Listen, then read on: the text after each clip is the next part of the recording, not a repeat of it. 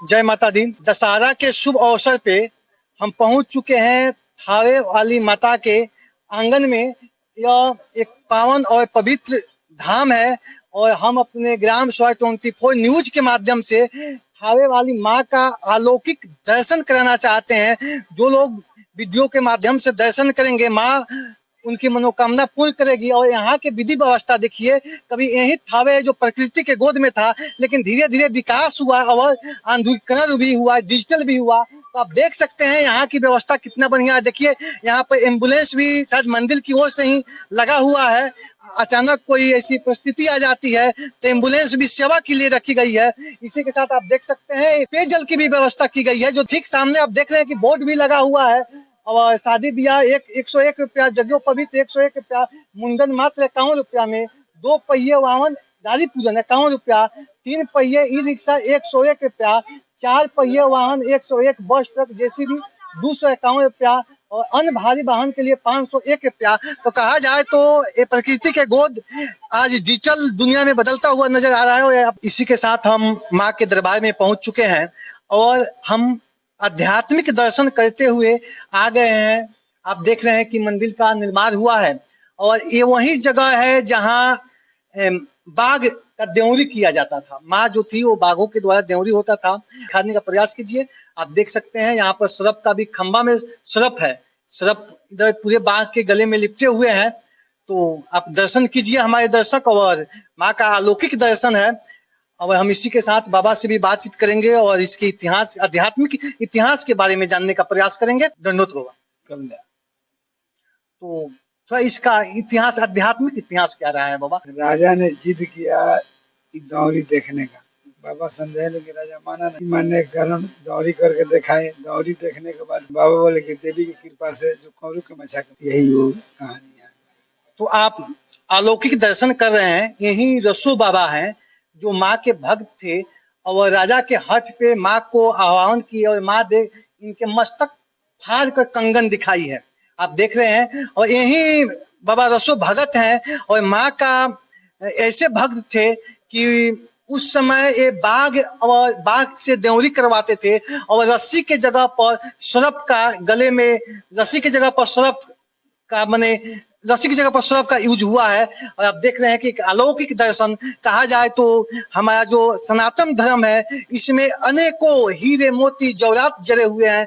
बस आपको इसकी परखना है और आपके अंदर वो अध्यात्म शक्ति है।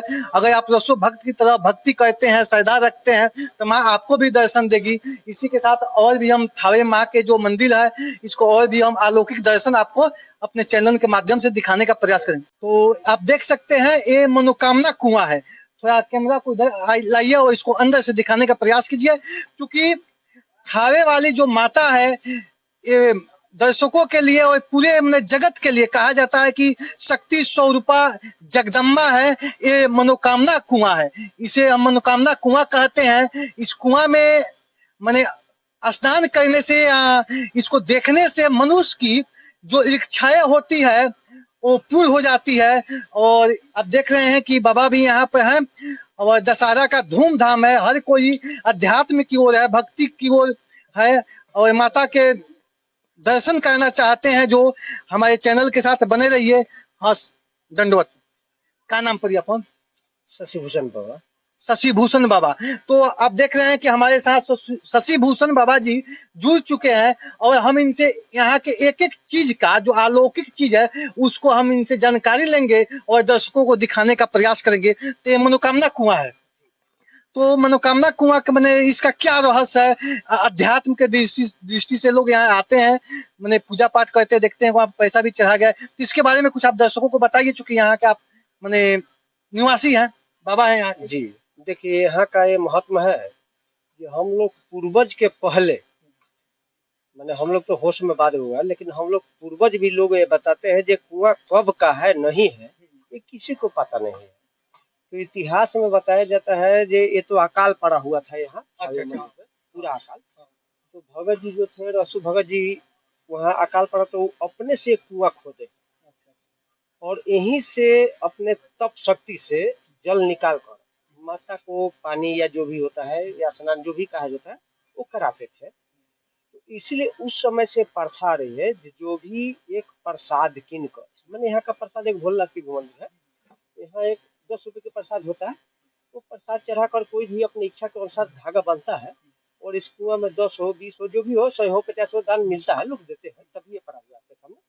तो दाने से यहाँ इनकी मनोकामना पूरी होती है। तो आप देख रहे हैं कि ये जो मनोकामना कुआं है, इसका माने आध्यात्मिक इतिहास ये है कि जब रसो गुरु थे तो यहाँ अकाल पड़ा था तो इसको खुदवाए थे, और इसी पानी से हमारी जो माँ है, जगदम्बा माँ है, जो थावाली माँ है, वो स्नान करती थी। तो कहा जाए तो यह एक पवित्र कुआं है और इसके दर्शन मात्र से आदमी मनुष्य का जीवन धन हो जाता है, उसका सारी मनोकामना पूर्ण होता है। तो यहाँ तोता जो सुगा कहा जाता है कि सुगा जो है, जो मंडप मिश्र एक थे, उनके दरवाजे पर यही सुगा जो था वेदों में शस्त्रार्थ करता था। से प्रशासन के आदमी है जो इसको कहते हैं जे इसको कैद में मत रखो, लेकिन अगर प्रशासन से ही पूछा जाए, उनके पढ़े लिखे सरकारी नौकरी में जो भी है, उनके दरवाजे में आप देखिए वो खुद सुगा पिंजरे में कैद। इसका अर्थ क्या होगा? देखिए, कैद का मतलब होता है जे आजा। अब देखिए उधर दिखाइए, कोई फर्क नहीं।